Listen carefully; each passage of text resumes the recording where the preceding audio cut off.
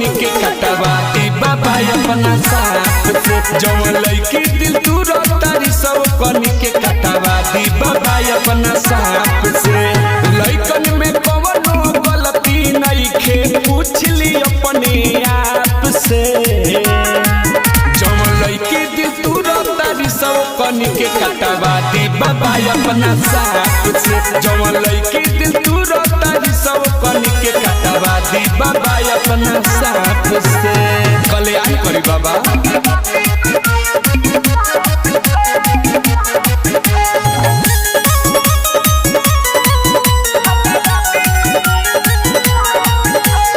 नया नया सुने के आजकल मिलतावे खबर जी।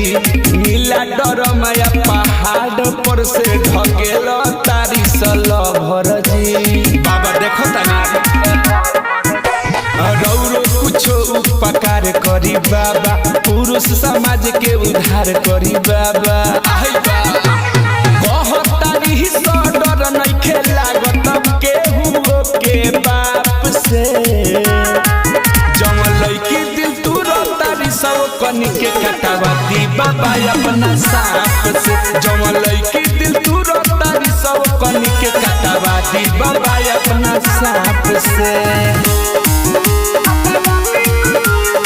Music by Mukesh Singh।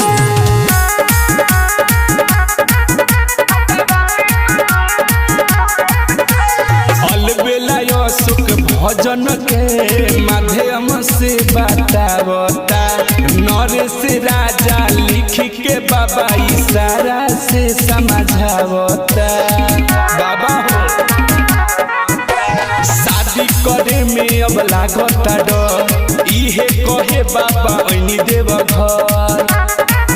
त्रिशूल के पावर दिखाई देह रह जाओ बाबा हो कनी के कांप के।